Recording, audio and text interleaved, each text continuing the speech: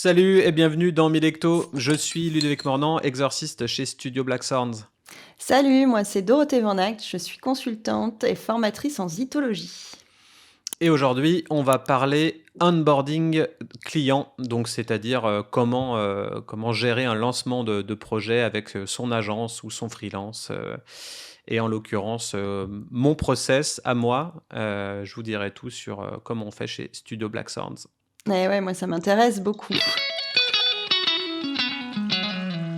Le sujet d'actu donc pour cette semaine, alors on va parler d'un sujet peut-être un peu polémique, coup de cœur ou coup de gueule un peu. On va parler de BrewDog qui fait toute une campagne contre la Coupe du Monde qui se déroule au Qatar. Donc ça c'est une info qui est arrivée il y a très peu de temps. Et donc ils font toute une campagne de com autour justement de toute la problématique de la Coupe du Monde au Qatar, le fait que ce soit un pays qui soit contre l'homosexualité, les droits de l'homme, tout ce qu'on sait aussi sur ce que ça a engendré comme problématique humaine, notamment de décès sur les chantiers, des conditions de travail ignobles. On sait d'ailleurs que Vinci Construction, tu sais, un des constructeurs français est impliqué dans cette histoire aussi. C'est-à-dire qu'on n'est pas non plus tout blanc là-dedans. Bref, BrewDog annonce officiellement qu'ils sont contre cette Coupe du Monde. Et les réactions sont quand même pas mal intéressantes parce que, ils dénoncent comment dire, un sujet qui est très polémique, qui est anti-humain, anti-écolo, tout ce que tu veux. Et on sait justement que lui-même n'est pas blanc comme neige. Il y a eu pas mal de scandales le concernant. C'est ça toute l'ironie de BrewDog.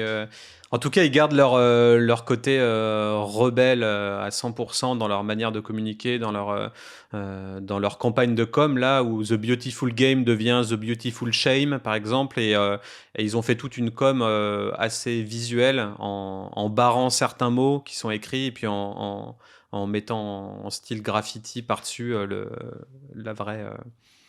ce que ça signifie pour eux au final, donc c'est des anti-sponsors, donc ça correspond bien à la persona de la marque.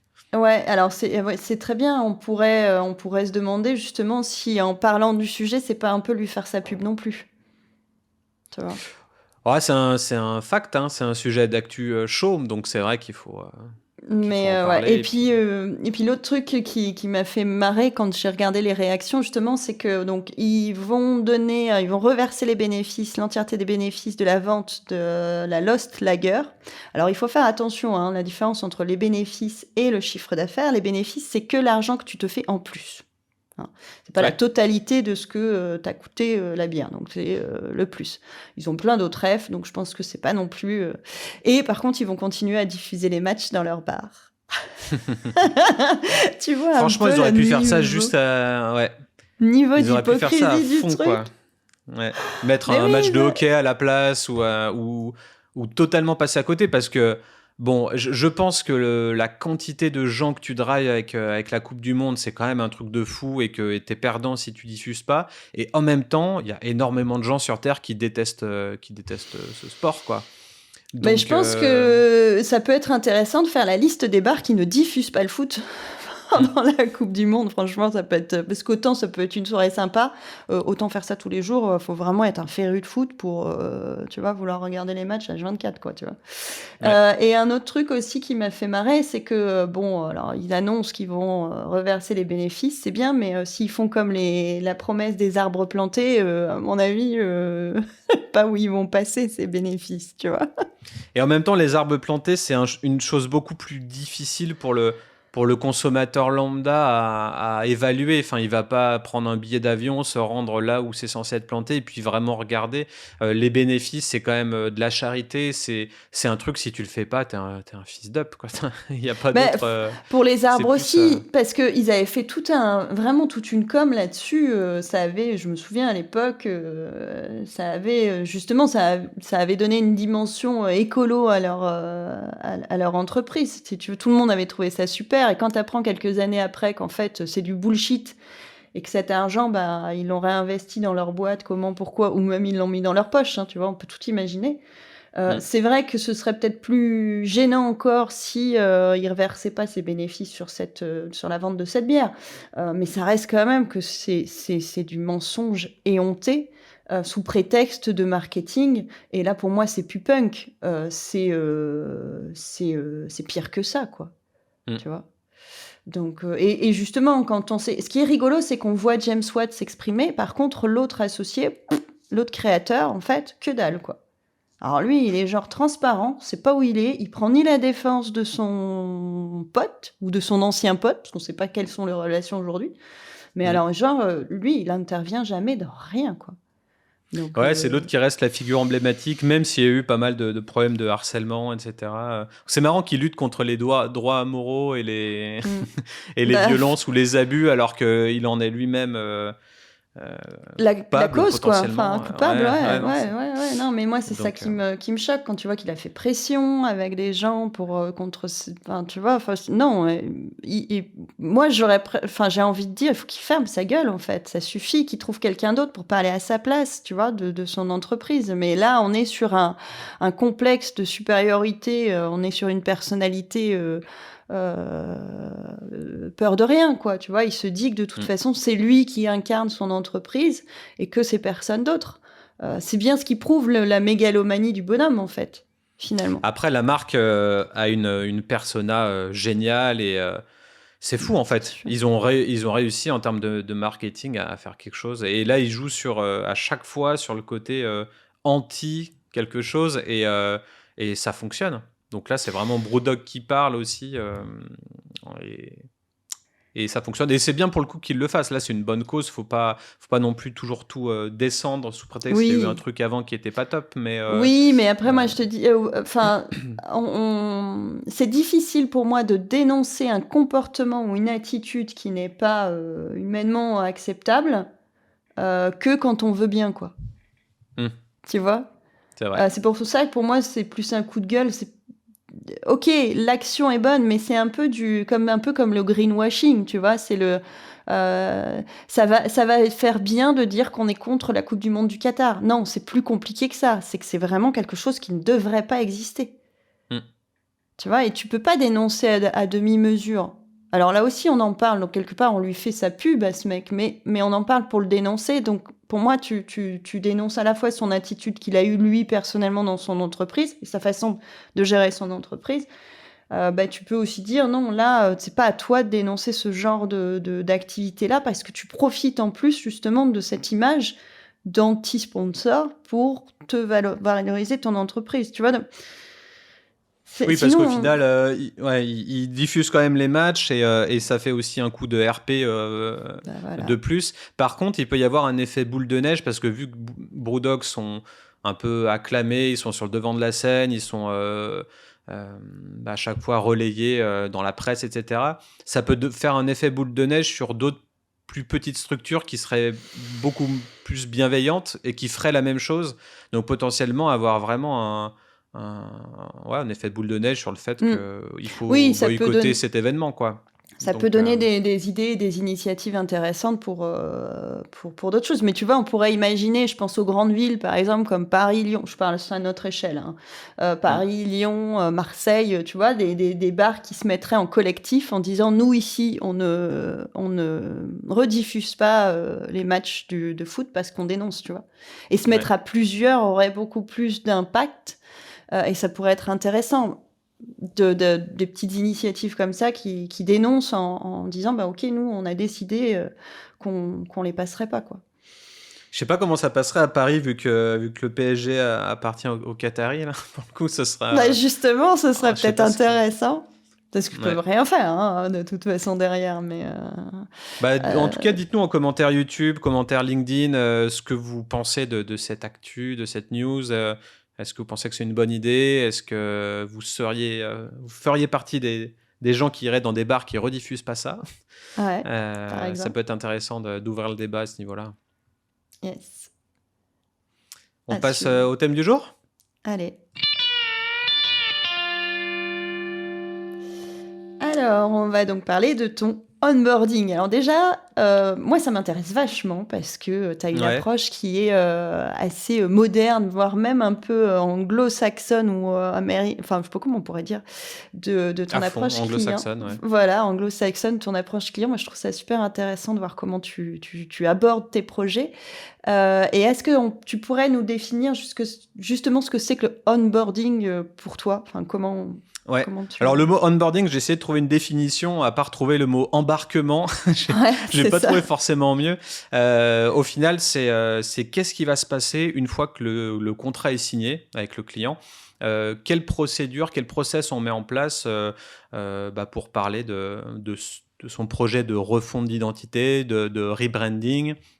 Et voilà, comment on met en place tout ça. Donc, il y a, je pense, un process par agence ou par freelance. Donc, au final, des millions de possibilités. Donc là, moi, je Mhm. vais vous parler de la mienne. Et il y en a plein d'autres, hein. Chacun sa manière de faire. Et puis, c'est assez empirique. On change, c'est toujours un working progress. Donc là, peut-être que je vais parler des choses que je fais maintenant. Ça aura peut-être évolué dans un an. Donc, on s'inspire de ce qu'il y a de mieux, on s'inspire des retours clients qu'on a une fois le projet réalisé, et puis on développe à chaque fois des meilleurs process, des Mm. process qui font plus Et là, sens. tu parles de rebranding et de refonte d'identité, mais c'est par rapport à un logo, c'est par rapport à une étiquette, c'est par rapport à tout, Généralement, c'est des projets plus complexes. C'est en gros pour des entreprises qui sont là depuis 5 ans minimum, jusqu'à 15, 20, 100 ans. Il y a Mhm. euh, certaines brasseries qui sont là depuis très longtemps. Et il y a aussi certaines personnes qui veulent changer de vie, qui ont un job, euh, qui ont envie de changer. Ils ont juste envie de racheter une brasserie qui existe, qui est centenaire, je sais pas, ou qui est D'accord. cinquantenaire, ou la ferme familiale des parents qui vont transformer, mais ils ont déjà brassé pas mal de bières, mais du coup, ils veulent remettre tout ça au goût du jour. Donc, il y a un côté aussi, comment dire, succession, des fois. Ouais. Donc comment on fait pour Renouvellement dans la ouais, la continuité, un peu, reprise, quoi. Mm. cette idée-là, ouais. Ouais, Comment on d'accord. fait pour gérer une reprise d'activité? Est-ce qu'il faut tout changer? Est-ce qu'il faut garder le côté traditionnel? Est-ce que non? Donc il y a tout un travail à ce niveau-là. Et généralement, là, ce que je vais expliquer, c'est plus un process qui parle de ça, plus qu'une création pure de marque, où on ne serait pas vraiment dans la même optique. D'accord. Là, on est plus dans comment on fait pour tout Repenser. reshaper, tout repenser, la réflexion derrière un D'accord. rebranding. Ok. Donc, généralement, la première chose à faire, donc, c'est signature du contrat, paiement soit à 100% cash, soit à 50-50. Mhm. Et une fois que c'est fait, il va y avoir un petit peu de travail à la maison, comme si on faisait des dèmes de maths. Au final, le client n'a pas. C'est pas parce qu'il a signé qu'il a les doigts de pied en éventail et qu'il fait plus rien. Ouais. Il doit apporter un maximum d'informations utiles à son agence de com, à son freelance pour mener à bien la mission. La première chose que je demande généralement, ça va être de la direction artistique. Donc, le fait de construire un espèce de mood board géant, c'est-à-dire récupérer un max d'infos, d'images, de style, de look, soit corporate, rétro, minimaliste, etc. Et en fait, se faire un petit dossier de ce que le client et son équipe aiment bien. Donc pour ça, on D'accord. a énormément C'est d'outils. d'accord. C'est pas directement lié à l'entreprise, enfin, comment dire, je vais y arriver. À la DA Au- du logo de l'entreprise, Alors, machin. pas encore. Pas encore. D'accord. Ouais, Ok. là Tu pour l'instant, c'est commences. juste récupérer ce que l'équipe aime bien. D'accord. Parce que on sait tous que le segment, enfin le marché va très vite, qu'il y a énormément d'inspiration packaging, de nouveautés, etc. Donc il faut un petit peu mettre en ordre ce que eux aiment bien d'un point de vue extérieur. Donc pour ça, bah, il y a Instagram forcément, il y a Pinterest où il y a beaucoup de choses, il y a des Ouais. blogs assez trendy comme World Brand Design, The Die-Line, Packaging of the World. Il y a énormément d'outils comme ça pour aller voir un petit peu de l'inspiration. Qu'est-ce qui se fait ailleurs? Qu'est-ce qui se Mmh. fait en Amérique, à Hawaï, en Australie, un petit peu partout? Et qu'est-ce qui se fait aussi dans d'autres marchés que la bière? D'accord. Mmh. Parce qu'on peut s'inspirer de packaging de spiritueux, de sans-alcool, de plein d'endroits différents. Donc déjà, pour que nous, à agence, on sache sur quel pied danser, il faut qu'on sache un petit peu bah, qu'est-ce que notre client aime bien. Ouais. Donc là, c'est plus en gros l'inspiration. Ouais. Ça ne veut pas dire que ce qui va arriver après va ressembler à ce qu'il nous envoie, mais au moins on engrange un petit peu de visuel, d'image et d'inspiration, et Ouais. on se dit, Et OK, ça notre client aime bien ça. Ouais, ça te permet de coller à l'envie. Par contre, je note que tu parles d'équipe et je trouve ça vachement intéressant parce que ça peut même Ouais. rentrer dans on va dire une motivation RH presque, tu vois? Tu peux Ah, c'est envisager totalement de dans l'idée, ouais. Parce voilà, que tu tout le monde, quoi. ce que j'ai remarqué au fur et à mesure de mes exorcismes de marque, c'est comme ça que j'appelle ça, mon rebranding, pour moi, c'est d'abord des troubles d'identité qu'il faut arriver à exorciser. Mmh. J'aime bien tout ce package, tout ce champ lexical. Et ce que j'ai trouvé, c'est qu'en fait, généralement, il faut fédérer les équipes parce qu'il y a beaucoup de turnover. Donc, les demandes de certains directeurs, c'est au final bah, de remotiver les équipes, de faire en sorte qu'elles se cassent pas dans des brasseries plus trendy, voilà, Mmh. qu'elles soient fières Par de leur exemple, marque, ouais, qu'elles se les c'est vrai. réapproprient. Donc, il y a tout un travail assez pertinent, je trouve, dans le fait de motiver les équipes en les impliquant totalement dans le process. Alors, il va pas falloir les impliquer dans toutes les décisions, ça c'est vraiment une erreur. Mais par contre, il y a quelques workshops qu'il va falloir mettre en Faire place ensemble. avec eux, et puis ils vont se sentir impliqués dedans, donc fans du coup d'être. En tout cas, c'est ma manière de voir les choses. C'est peut-être pas celle de toutes les agences, mais ça, c'est quelque chose sur lequel je mets un point d'honneur. Mmh. Donc là, c'est d'abord l'ADA en premier point. Donc un petit fichier Dropbox, un petit fichier WeTransfer, et hop, on a un petit peu les idées en Mmh, place. excellente. Mmh. Le deuxième, c'est ce que j'appelle l'audit compétitif, competitive audit en anglo-saxon. Et là, ça va être plus, les brasseries vont devoir demander à leurs distributeurs, à leurs partenaires, à leurs vendeurs ou à leurs collègues ou même à leur équipe, de prendre des photos des étalages à côté de leurs produits.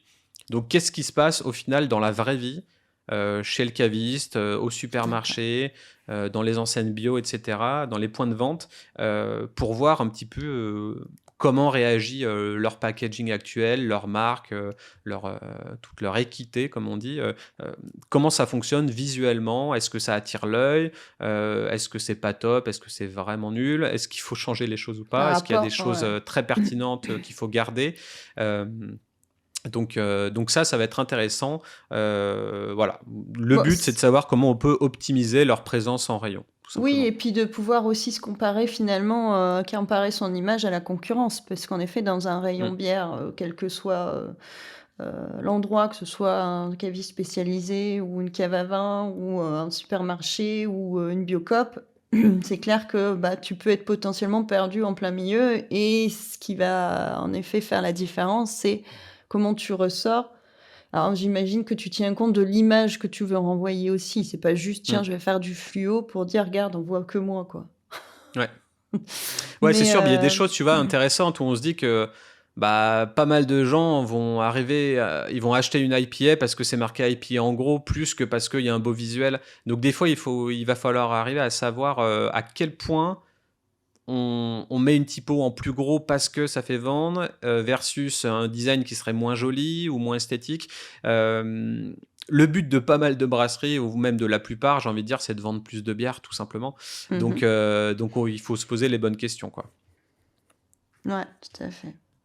OK. Donc ça, c'est pour l'audit compétitif. On va voir un petit peu qu'est-ce qu'il peut avoir de similaire, de différent, comment on se positionne visuellement euh, dans les Dans étalages, dans les dans le magasins. rayon, ouais. Donc ça, c'est la phase 2. Donc je vais récolter pas mal d'images voilà, des équipes qui vont, ou des partenaires qui vont prendre des photos et qui vont me les donner. Ensuite, partie 3, ça va être un brand audit. Donc c'est là où il y a vraiment un travail assez long. Peut-être, généralement, les clients mettent peut-être 2 semaines à m'envoyer ça. Là, au final, il va falloir se dire, on met tout ce qu'on a fait pendant toutes les années, depuis le début, dans un gros dossier. Donc, on leur donne tout ce qui est poster d'événements, fiches techniques, merchandising, tout ce que vous avez fait dans le passé, les différentes versions de packaging, c'est important aussi, pas forcément la toute dernière, mais aussi les premières, parce que des fois, il y a des marques qui changent, mais qui n'auraient pas dû changer. Donc, il y a des choses qui ont été faites il y a 5 ans, qui peuvent être remis au goût du jour 10 ans plus tard, et qui font vraiment sens. Parce qu'on peut se perdre au fur et à mesure des nouvelles versions. Donc, en fait, il faut vraiment rassembler tous ces éléments de communication.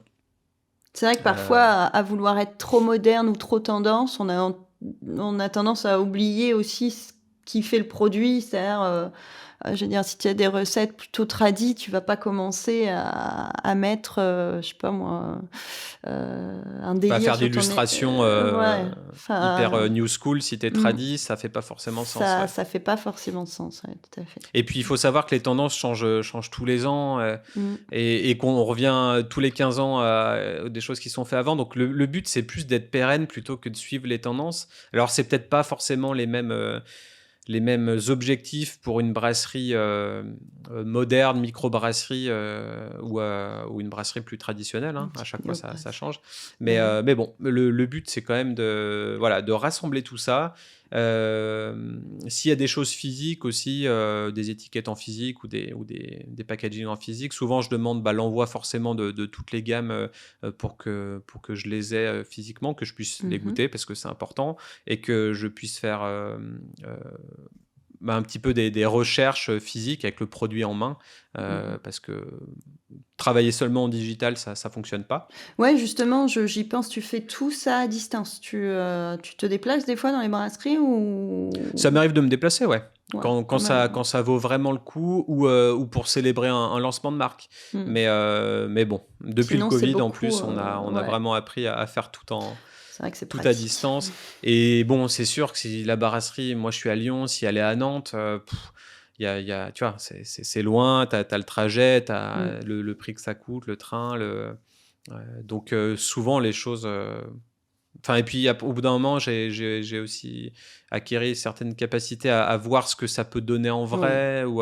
Donc voilà, il y a beaucoup de R&D derrière tout ça. Donc, mais le déplacement est utile pour certains aspects du projet, c'est sûr. Ouais, d'accord.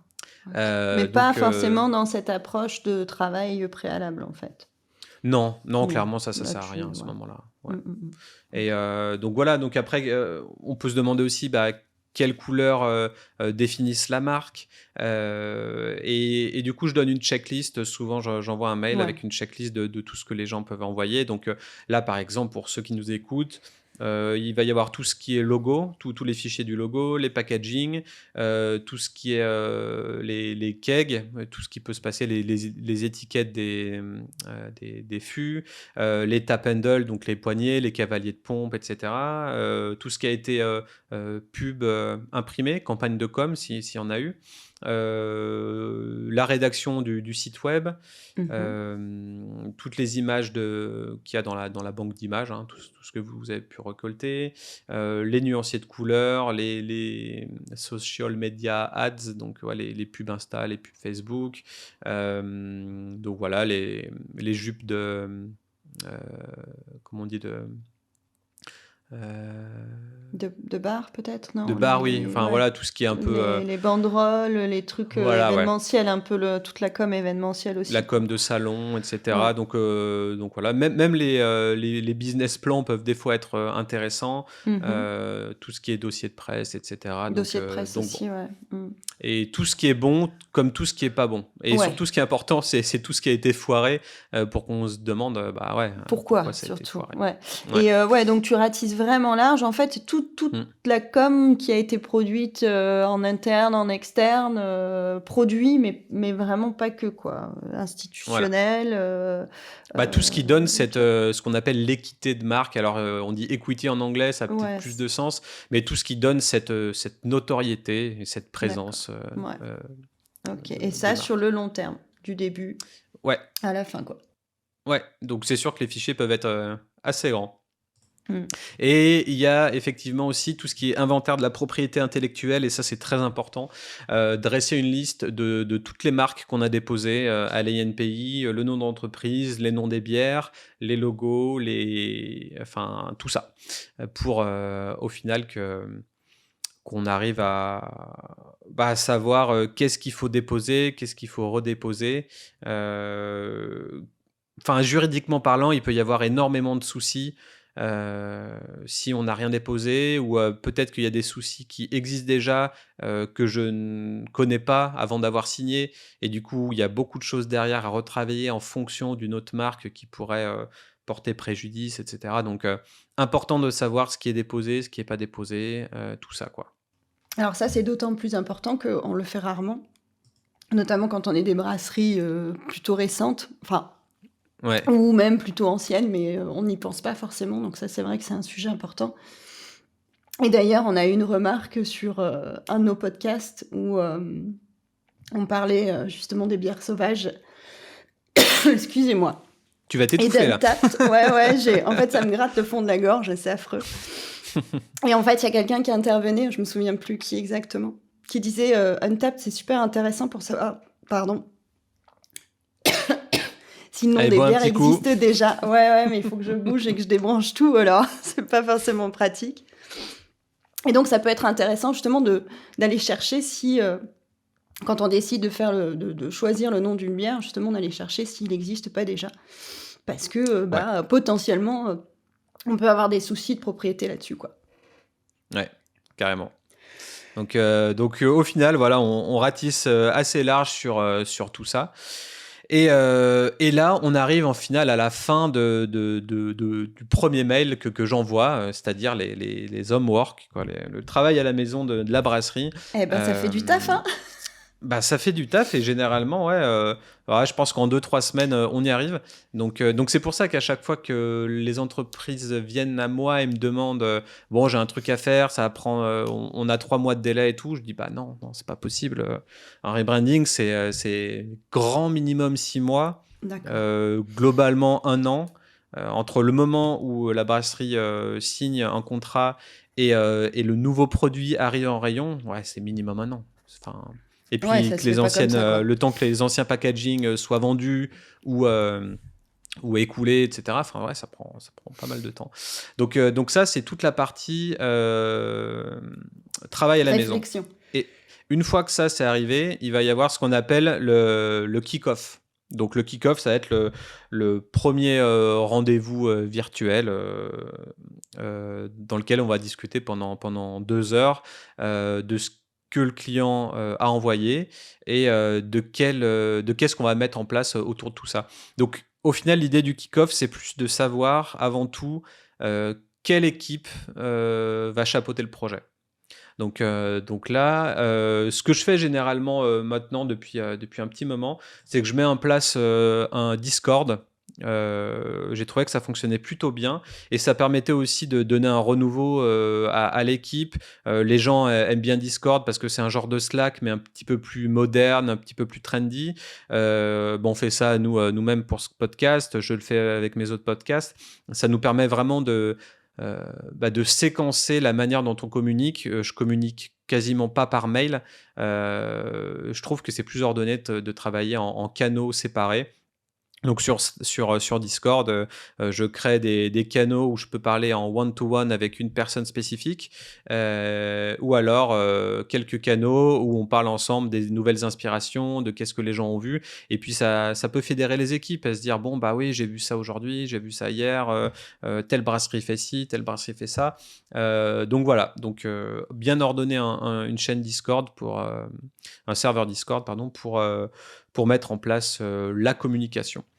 Alors Et moi je trouve ça assez génial ces outils-là. Justement, je me permets de te couper parce que ouais, en fait, ça permet à la fois d'organiser les sujets, d'organiser les idées, d'être assez spontané finalement. Parce qu'en effet, un mail, tu vas devoir le construire, le réfléchir, c'est compliqué. Et là, tu peux être assez spontané, tu peux intervenir de manière instantanée ou quelques heures ou quelques jours après en fonction de l'urgence du sujet. Et c'est vrai que mm, c'est des outils que moi je trouve super intéressants, d'autant plus quand tu travailles comme ça à distance, où bah, tu peux pas poser la question à ton collègue, ton client, je veux dire, juste en passant une porte, quoi, tu vois. Et c'est vrai ouais. que moi, j'ai travaillé avec pas mal de ces petits outils. Et puis, ouais, ça permet de faire avancer le sujet de manière continue et assez fluide, je trouve, souvent. Ouais, et pas chronophage parce que ce que je lis souvent, c'est quand on écrit un mail qui fait plus de 3 paragraphes, prends le téléphone et appelle ton client. C'est souvent ce que j'ai C'est entendu ça, dire mais oui. chez pas mal de mentors de la communication parce qu'on on s'y perd tout le temps. Tu as une chaîne de mails et ce bullet point, ok, machin, ce bullet point, machin. Et au final, voici ci-dessous mes réponses en rouge, mes réponses en vert, en fluo, en vert kaki. Euh, C'est ça. et, et ça fait des chaînes de mails et tu t'y perds. Donc en fait, séquencer, ok, comme digital, comme print, inspiration, packaging, one-to-one avec le PDG, one-to-one avec le brasseur ou celui qui chapeaute les brasseurs. Enfin, c'est cool. C'est Ouais. beaucoup plus Ouais, c'est simple et cool. tu sauvegardes du temps à tout le monde au final. Ouais, Tu gagnes ouais, du ouais. temps, c'est assez cool. Oui, et puis Donc pendant ces... évidemment, tu peux éventuellement faire un petit rappel mail en disant tiens, au fait, je t'ai mis à jour ça si c'est pas quelqu'un. Parce que il faut quand même, quand tu utilises ces outils, qu'il y ait une sorte d'habitude. En tout cas, il faut une prise en main. Il faut, tu vois, faut être à l'aise avec l'outil. Et parfois, c'est vrai Ouais. que moi, la première, hein, ça m'arrive, je vois des gens qui sont sur Discord tout le temps, mais genre tout le temps, quoi. Ils s'arrêtent jamais. Tu te dis, mais ils font quoi en dehors? Non, mais Euh, il pense juste à pas s'enlever en actif ou Ouais, inactif. voilà, c'est Enfin, ça. c'est plus C'est ça, quoi. qu'après, voilà, faut quand même être un peu au fait de ces outils-là. Des fois, les prises en main sont un peu perturbantes parce que ça peut partir dans tous les sens. Donc, Mm. c'est vrai que tu peux quand même utiliser le mail pour bah, des petits updates ou au moins des deadlines en disant, tiens, au fait, il y a ça à faire pour telle date, pense-y, tu vois, quitte à mettre des liens sur les sujets. Mais c'est vrai que j'ai remarqué qu'il y a des gens qui sont très, très, très à l'aise avec ces outils-là, d'autres qui le sont moins, puis d'autres qui sont complètement anti presque, qui n'y arrivent pas, quoi. C'est assez marrant, Ouais, je il y trouve. a un petit temps d'adaptation, mais globalement, généralement, ça va quand même très C'est très vite. C'est c'est pas c'est hyper intuitif. compliqué, quoi. Ouais. Mm. Donc ouais, donc pendant le kick-off, on va mettre en place déjà tout ce qui est outils de communication. Donc avec quoi on communique. Le client a peut-être sa manière de communiquer ou peut-être qu'il en a aucune et qu'il raffole de nouvelles manières de communiquer. Mais ça, pour se rapprocher de son équipe et la fédérer, je trouve ça plutôt bien. Donc moi, généralement, je mets en place donc différentes slides PowerPoint durant le kick-off et je présente déjà la gestion de projet. Je crée un Trello sur lequel je mets toutes les cartes qui correspondent à tous les livrables ou tout ce qu'on attend du projet, histoire que ça soit ordonné, donc les choses à faire, les choses faites, etc. La gestion de projet avec toutes les phases et puis les périodes. Donc, je sais pas, l'onboarding sur mars-avril, l'exorcisme de marque sur avril jusqu'à août, tout ce qui est expression de marque, packaging design, etc. sur septembre-octobre. Et comme ça, on a vraiment une timeline, on sait les délais, etc. Alors, les délais sont estimatifs, hein, ça reste toujours estimatif parce qu'il y a toujours des Oui. aléas. Mais en tout cas, voilà, on a une idée de la gestion de projet. Et après, on se dit, bon, bah, est-ce qu'on va utiliser plus les mails, le téléphone, Discord? Combien de meetings on a par mois? Quels sont les jours disponibles aussi? Est-ce que généralement, quand on va se proposer une call, ça va plus être les mardis, mercredis, ou est-ce que ça sera tout le temps le vendredi? Enfin, vraiment se mettre d'accord où, quand, comment, quoi. Ouais, tu te Histoire cales qu'à chaque aussi fois, on se dise pas... sur l'organisation de la brasserie et du client pour Voilà, ouais. justement être sûr que voilà, ce soit un moment propice à la discussion, quoi. Ouais, parce que des fois, C'est il y a des rushs, important. etc. Enfin, tout le monde connaît la Mm. période de rush et Ouais. donc Oui, puis voilà. parfois en brasserie, le rush, c'est H24, hein. Tu vois? C'est Quand ça. tu cours après Après, la ouais. bière parce que, bah, tu as trop de clients, trop de demandes, trop de machin, ça peut être, compliqué d'avoir des moments, et puis ça dépend de la structuration aussi, hein, si, si le patron, brasse aussi ou, fait du commercial, bah, il peut avoir des journées bien, bien chargées en plus de gérer tout le reste de sa boîte, quoi. Donc Ah, faut c'est qu'il toujours chargé. Mais c'est par contre, toujours il chargé. faut qu'au fond de lui, il veuille changer les choses. Ouais, Et donc il faut vraiment, vraiment, quand vous travaillez avec une agence, il faut vraiment aussi faire l'effort de consacrer du temps, à c'est ça, ça. quoi. Parce que Ouais. le but, c'est la réussite du projet, hein. Donc Oui il et faut puis travailler dessus, quoi. toi en qualité d'extérieur, toutes ces données qui lui semblent évidentes en fait finalement de l'histoire de sa brasserie, de comment elle a évolué, toi tu arrives, tu viens de l'extérieur, ce qui est super intéressant parce que tu as un regard extérieur.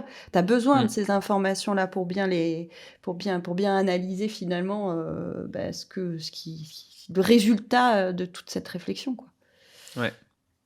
Donc Donc voilà, dans les outils de com aussi, dernièrement, j'ai mis en place un petit dashboard, donc c'est-à-dire un espèce d'onglet internet dans lequel on peut répertorier éventuellement toutes les infos nécessaires, les liens directs sur Untappd ou sur les requêtes Google qui correspondent à la mmh, brasserie ou des podcasts intéressants ou des choses comme ça. Voilà, ça peut servir à des gens, il y en a d'autres qui vont jamais, donc ça dépend vraiment du client. Donc en tout cas, c'est possible de lui mettre à disposition un petit espace dans lequel il a un petit peu tout ce qu'il veut de manière digitale, ou même tout simplement un clic pour aller voir où en est la gestion de projet, où en est le projet sur Trello, etc.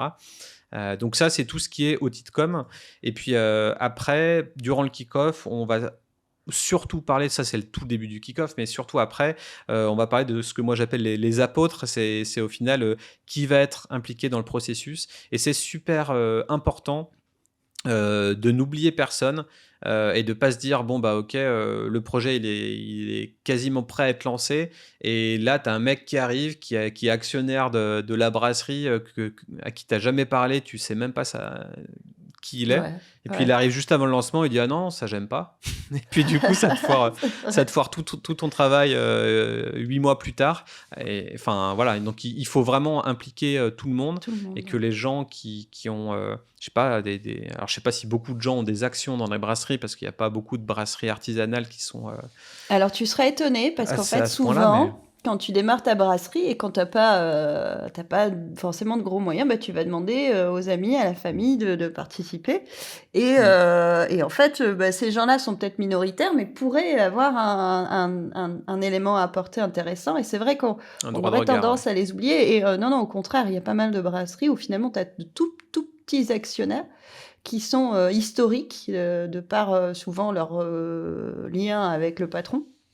Hmm. Mais, et c'est vrai que c'est intéressant dans l'idée de l'équipe et de l'implication de finalement du 1er cercle tu vois, des salariés, mais aussi en effet ceux qui ont suivi, la brasserie, en participant ou en étant justement à sa création, même si, ils y sont moins, ensuite. Mais, parce que c'est des gens qui apportent quelque chose dans tous les cas, une vision et après si tu loupes, quelqu'un dans l'histoire, ça peut, ouais, comme tu dis, tout foutre en l'air. Peut-être pas remettre en question toute la réflexion, mais du moins Ah avoir si, ça peut, finalement c'est ça ouais, le ça problème. peut oui, ça Ah peut quand ouais, c'est quelqu'un qui a un pouvoir décisionnaire.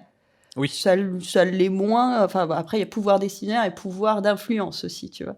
Mais c'est Hmm. sûr que c'est moins fun si tu en as un dans l'histoire qui est complètement contre, tout le travail qui a été fait parce qu'on c'est con à dire, hein, mais on retient plus souvent ceux qui sont contre, enfin, en tout cas, ceux qui sont négatifs, qui sont contre, s'expriment souvent plus que ceux qui y adhèrent, tu vois? Ça, c'est un effet, on le C'est voit sur marrant les de voir réseaux ça en workshop aussi. ouais, ça doit Tu être fais face à différentes personnalités, donc tu essaies de voir un petit peu bah, qui va avoir une grande gueule, qui va parler beaucoup, et inversement, qui va s'écraser et jamais parler. Et quelqu'un, il faut solliciter un peu ces ouais personnes un peu plus et timides aussi, parce ben qu'elles ont souvent des bons insights. en formation, c'est tout pareil.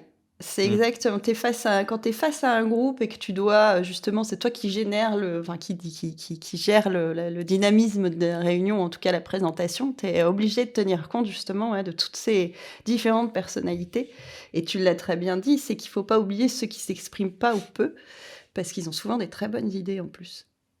Ouais, Enfin, ouais, pour ce que carrément. j'ai constaté. Donc en On tout va cas, trouver. voilà, on va essayer de trouver qui sont nos apôtres. Donc moi, je vais avoir les grands druides. Ce que j'appelle les grands druides, c'est toute la team exécutive. Donc ça va être composé généralement de quoi de 2 à 4 personnes. Ça dépend de la grosseur de la taille de la brasserie. Mais la team exécutive, c'est ceux qui vont être directement impliqués dans les prises de décision tout au long du projet. Donc il ne faut pas que toute l'équipe soit impliquée. Ça, c'est vraiment une grosse erreur parce qu'après, il y a toutes les directions possibles et on Ouais. part dans tous les sens. Et voilà. Donc en gros, il faut toujours qu'il y ait une équipe exécutive qui ait le pouvoir de De décision sur décision ce qui est, finale, en fait. ouais, sur ce C'est qui est ça. acceptable ou non. Ouais. Donc voilà, donc on va identifier ces personnes-là. Après, il y a ce que j'appelle les bardes. Je suis très celtique dans mes, Ouais, je vois ça. les bardes, donc ça va être l'équipe interne. Donc au final, et ben voilà, ça va être les brasseurs, les vendeurs, ceux qui sont un peu plus sur le terrain, quoi, au final. Et donc on va les identifier et puis pour les mettre potentiellement dans tel ou tel atelier, tel ou tel workshop qui fera sens au moment opportun. Et il y a tout ce qui est tavernier et compagnie. Donc là, les taverniers, eh ben, ça va être les distributeurs, les investisseurs et tous les cavistes aussi, tous ceux Ouais, qui vendent les le clients produit, pro, quoi. quoi. Ouais. Ouais, et ça va être hyper, hyper clé. Donc là, on les répertorie, je sais pas, une dizaine de partenaires généralement. Et en fait, ça va être hyper intéressant parce que tous ces gens-là qu'on répertorie, on va les interviewer D'accord. pour savoir ce qu'ils pensent de la marque. Et on serait étonné au final, ils parlent beaucoup. Ils parlent Ouais. énormément, ils sont contents qu'on les interviewe. Et moi, je fais un peu ressortir tout le bagage derrière les podcasts que j'ai déjà effectués. Donc, je sais orienter telle ou telle question en fonction du résultat que je veux obtenir. Enfin, euh, c'est ça qui est important dans une agence qui est spécialisée bière et boisson, c'est que on sait déjà quelles questions on va poser et on a déjà une idée du marché et des tendances et de ce qu'il faut faire ou ce qu'il ne faut pas faire. Mais Mmh. pour pas être 100% monomaniaque et égocentrique en pensant avoir la science infuse, on fait des interviews D'accord. parce qu'on peut récolter énormément d'infos auxquelles on n'aurait pas pensé, ou même des fois on Ouais. aurait pensé tout l'inverse. Et c'est très bien aussi d'impliquer ces gens-là dans la première version du packaging design, ce que j'ai fait avec certains clients où j'avais fait des options, enfin des versions. Et il y a des versions qui ont été détestées Ouais. et souvent unanimement. D'accord. Et moi, Juste j'aurais pensé que ça aurait été le renouveau, etc. Et en fait, non, ça va pas et marcher parce que si, parce que justement, ça. parce que c'est toujours compliqué, d'aller interviewer des gens de l'extérieur, tu as pas, parfois justement des réponses qui vont dans tous les sens et où finalement tu arrives pas à avoir un bon là tu disais que ça a été détesté unanimement. Bon bah donc là, il y a pas de doute à avoir, mais parfois un qui va aimer celui-là, puis un autre celui-là, puis un autre celui-là et à la fin tu arrives pas à ressortir une ligne directrice? Euh, en fait, les interviews pour l'instant, généralement, c'est une dizaine de questions assez ciblées qui sont focus sur les objectifs de la brasserie. Donc, D'accord, je vais pas poser toutes sortes de questions pour avoir toutes sortes de réponses. Donc, au final, c'est assez canalisé et assez maîtrisé les réponses. d'accord. Et la plupart du temps, en fait, je retombe sur mes pattes. J'arrive à avoir quasiment les mêmes ressentis. Et c'est D'accord. ça qui est génial, c'est qu'en fait, ouais, tu fais une moyenne des réponses sur une dizaine de questions et une dizaine de partenaires et tu te rends compte qu'en fait, les points de friction, ils sont les mêmes. Tu retrouves généralement les mêmes. Donc, du D'accord. coup, c'est hyper Ouais, donc important c'est bien. comme matière à travailler justement sur l'optimisation. Mmh. Et le but, c'est pas tout le temps non plus de vendre plus. Il peut y avoir énormément d'objectifs différents. Pour une brasserie. Et là, c'est ce dont je parle dans une autre partie de ce kick-off, une partie que j'appelle Chasser vos démons, et dans lequel il va y avoir 3 points. C'est les points de friction. Donc, qu'est-ce qui va pas au final? Qu'est-ce qui marche pas aujourd'hui? les objectifs SMART, donc SMART c'est un acronyme, S-M-A-R-T, et Ouais. une partie clairvoyance. Et donc ça, c'est ces 3 aspects du kick-off. Donc voilà, les points de friction, ça va être refaire une liste exhaustive de tout ce qui foire Mmh. actuellement. Packaging, site web, communication, tout ce qui est rédactionnel, messaging. J'arrive pas à faire de la com sur Instagram ou sur les réseaux sociaux, de quoi je parle, etc. Enfin, tout ça, il peut y avoir plein de Mmh. points de friction. Les objectifs SMART qui sont quelque chose de très important. Donc SMART, c'est spécifique, mesurable, pragmatique, réaliste et délimité dans le temps. Donc c'est ça que ça veut dire SMART, c'est un acronyme. Et en gros, ça nous fait avoir des objectifs très précis qu'on peut quantifier et on peut généralement, je préconise d'en avoir entre 3 et 4 maxi par an. Et l'exemple d'un objectif non smart, ce serait nous voulons augmenter les ventes de bière. Ouais. Une brasserie qui arrive et qui te dit ça, bon, on veut augmenter nos ventes de bière, point.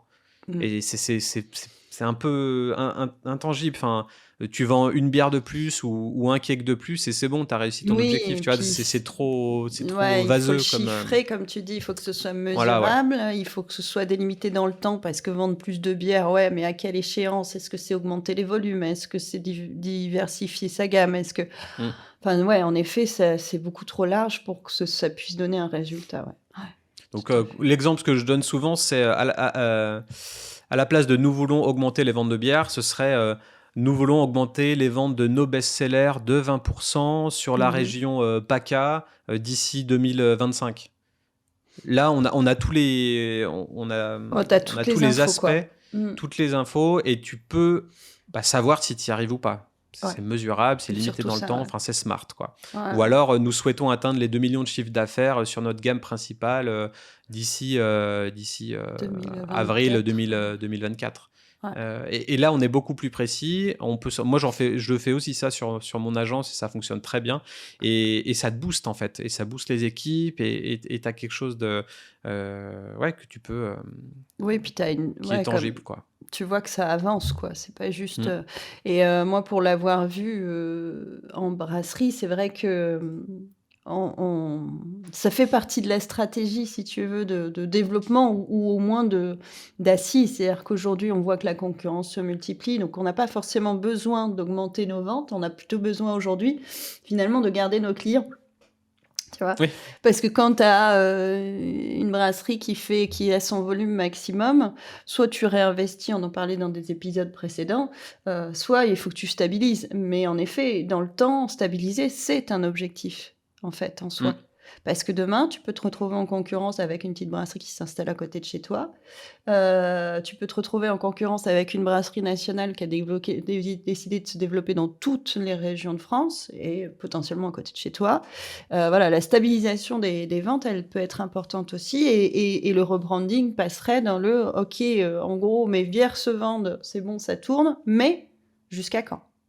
Et là, tu te dis: «Bah, voilà, il faut que je reste un petit peu dans la voilà, dans la tendance, dans le game, quoi», tout simplement pour pas, Mm. devoir, 6 mois trop tard me dire: «Bah, merde, j'ai, tel client, qui prend plus ou qui prend moins, pourquoi, comment?» Tu vois? Donc ça rentre dans une stratégie globale qui est à la fois, oui, de communication, mais de marketing et puis de vente, quoi, finalement. Ouais. Et puis même le fait d'investir l'équipe, au final, qu'elle devienne moteur dans la réalisation dans la réussite du projet, c'est hyper important. Donc, encore une fois, fédérer l'équipe interne, c'est un objectif très beau, en fait, et Ouais très et il y a complexe. un truc que j'ai entendu aussi qui je trouve super intéressant, c'est que justement à un moment donné, tu interviewes les clients pros, donc les distributeurs, les cavistes, je sais pas, les commerciaux multicartes, admettons, mais et c'est bien aussi d'impliquer finalement le client dans, ta décision finale d'image et de branding parce que En Aussi, fait, ouais. eux sont des vendeurs. C'est eux qui sont, aussi, qui mettent en avant ta marque et qui mettent en avant tes produits. Donc si tu les impliques dans la réflexion, sans non plus leur donner non plus, les droits, de décision, mais ça peut déjà ça peut compléter ton analyse, mais en plus ça permet aussi finalement de les impliquer et de se dire: «Tiens, bah, tu vois la nouvelle étiquette, tu la trouves tu as vu, elle est vachement bien. Bah, ouais, on m'a demandé de participer», tu vois? Mm. C'est pareil, ça Ouais, fait ouais, tu c'est vois? sûr, hein. C'est Tu intéressant impliques tout un ça. peu tous les niveaux du marché presque, hein, entre, Et tu te rends compte qu'ils sont hyper friands de goodies aussi. Donc si ah tu oui, leur ça, donnes ce qu'ils ont demandé, ils sont comme des oufs. ouais, Et mission accomplie, quoi. ouais et là, c'est bon, c'est tout Mm. bénef. Ouais, c'est cool. Donc ouais, il y a ça et puis voilà, on finit sur la clairvoyance. Donc la clairvoyance, c'est quoi? C'est, la liste en fait de toutes les choses qu'on aimerait accomplir dans chacune des branches de la marque, donc logo, merch, packaging, site internet, réputation, vente. Donc là, c'est un peu, une liste au Père Noël. On est bientôt à Noël. Un peu, on a le droit de rêver en fait. Ouais. On s'octroie une petite partie du workshop pour rêver un petit peu. Ah ouais, moi je verrais bien si j'ai des logos ou une taproom, bah, je verrais bien ça sur les murs, je verrais bien ça en cavalier de pompe ou des choses comme ça. Donc, Mmh. donc là, c'est la partie un petit peu, on se projette, on ferme les yeux et on essaye de rêver, quoi. Ouais.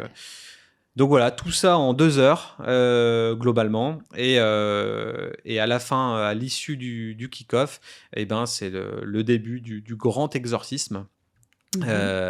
où on va Tu essayer fais de, des de conjurer la incantations. compétition. Et voilà, des incantations, des décantations et Ouais. une petite popote mystique. Et puis voilà. Et puis ça dure 6 à 12 mois, voire plus des fois. Ouais, ça peut prendre du temps, ouais. Donc c'est un process assez long, mais voilà, c'est pas on se jette avec un brief qu'on a fait en 2 secondes à la maison, sans Ouais. réfléchir vraiment. On a interviewé personne et quelquefois quand on a une belle audience et qu'on arrive déjà à fédérer, eh ben c'est bien de faire des sondages directement à ses consommateurs, évidemment. Oui, ça peut être intéressant justement de faire ce qu'on appelle les pré-tests et les post-tests en disant: «Bah, voilà, on propose, je sais pas moi, 5, étiquettes différentes et on voit justement celle qui, mais c'est un autre moyen aussi ça, hein. C'est faut pouvoir trouver la bonne cible, les bons consommateurs, que Ouais, ton test soit enfin, tu vois? C'est de l'échantillonnage de panels, c'est un vrai truc de pro ça, hein. ouais, c'est vraiment un C'est truc de chaud, pro et hein. surtout on se rend compte que les consommateurs ne répondent jamais ce qu'ils pensent intérieurement. Enfin, vu qu'on est tous Ouais. drivés par des décisions émotionnelles, c'est hyper chaud de savoir pourquoi le mec il a répondu ça alors que ça se trouve il Ouais. fait absolument pas ça dans la vraie vie. C'est Et possible, donc ouais. c'est compliqué. On peut être induit par le fait d'être interrogé spécifiquement sur ce Mm. sujet, de manière, pas c'est pas spontané quoi, tu vois? Après, tu C'est vois, pour moi ça que sur je trouve les que les interviews ouais, de pros sont plus peut-être plus donnent juste, ouais. sont plus justes. Plus juste, ouais. Oui, parce qu'ils savent, de quoi on parle en plus. Parce que s'il fallait faire un panel demain, par exemple sur une brasserie qui serait vendue, sur, allez, on va dire, 5 typologies de clients. Donc le caviste un vin, la biocoop et puis, la petite GMS du coin. Il faudrait trouver en fait suffisamment de gens qui sont consommateurs de ces différentes enseignes, tu vois?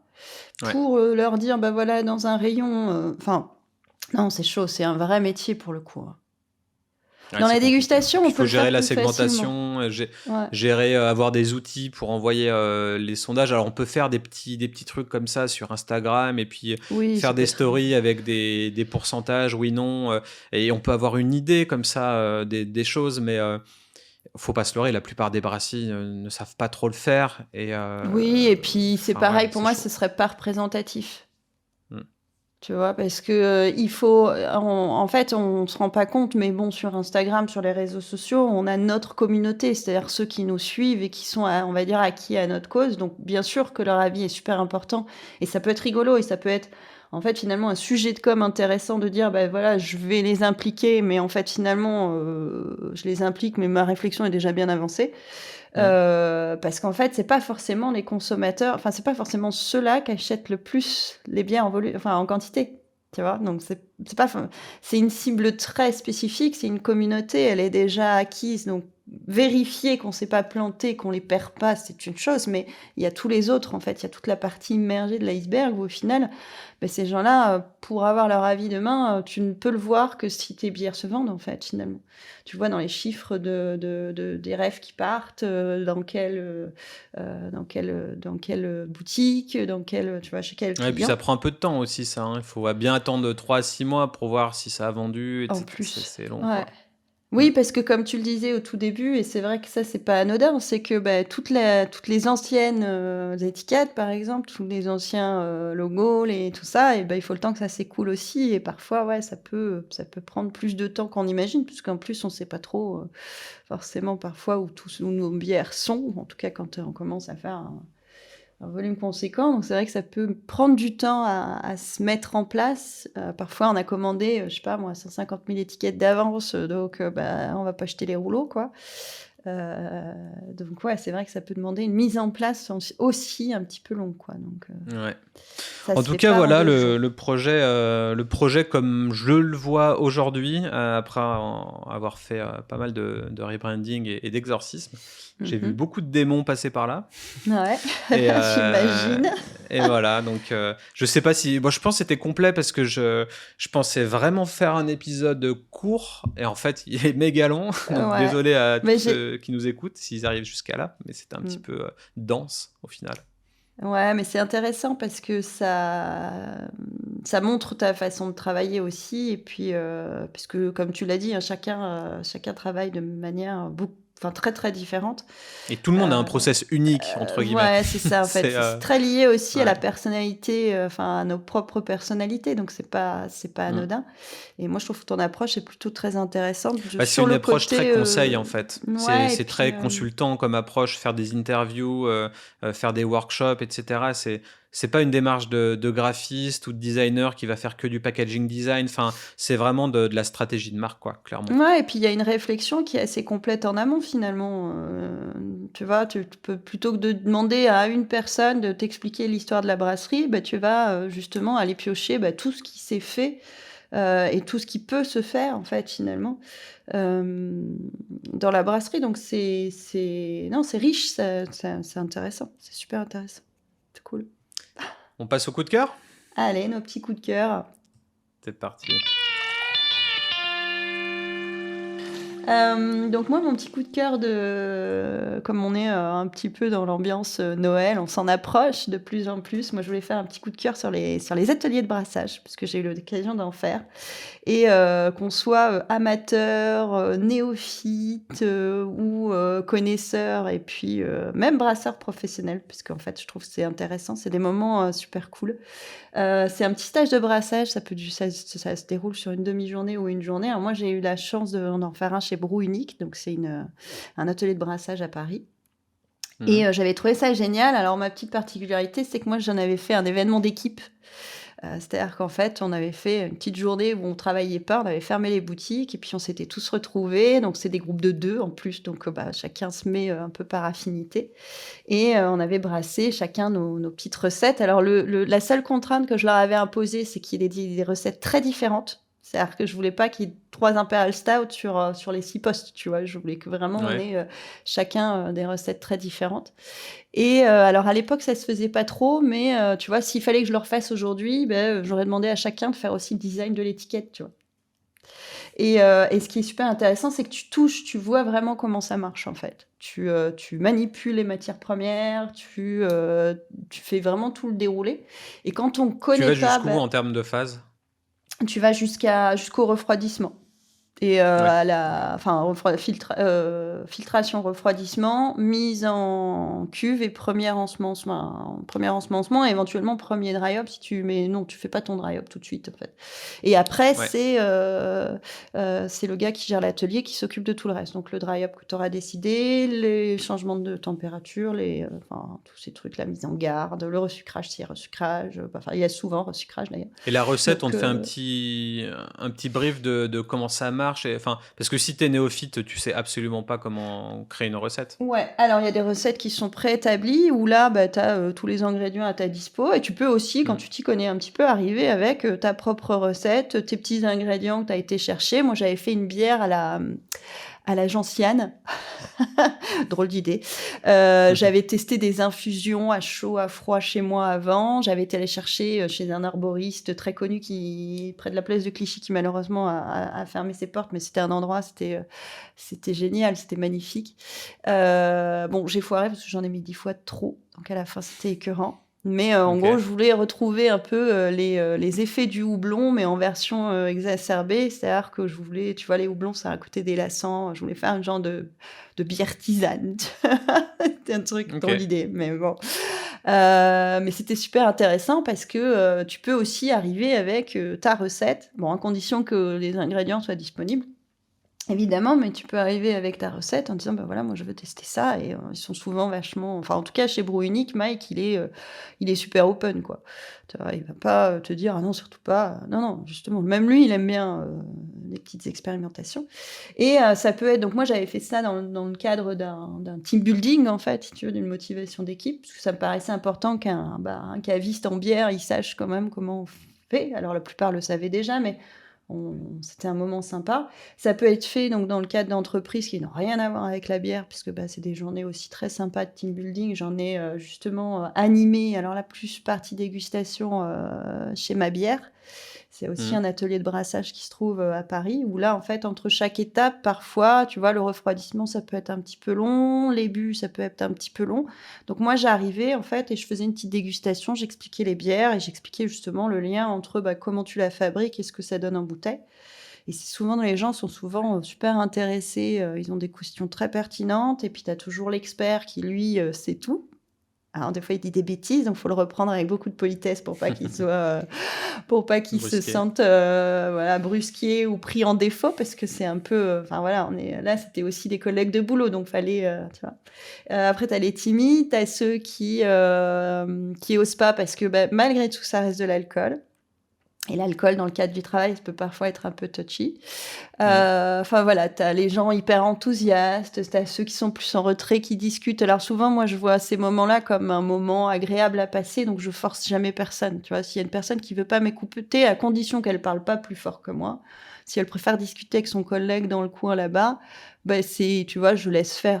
Moi, ça me dérange pas. Par contre, tu vois, souvent, pour un peu quand même dire, bah, je pose des questions et puis j'essaye d'avoir une interaction avec les gens pour justement leur montrer que malgré tout, ils loupent peut-être un petit quelque chose.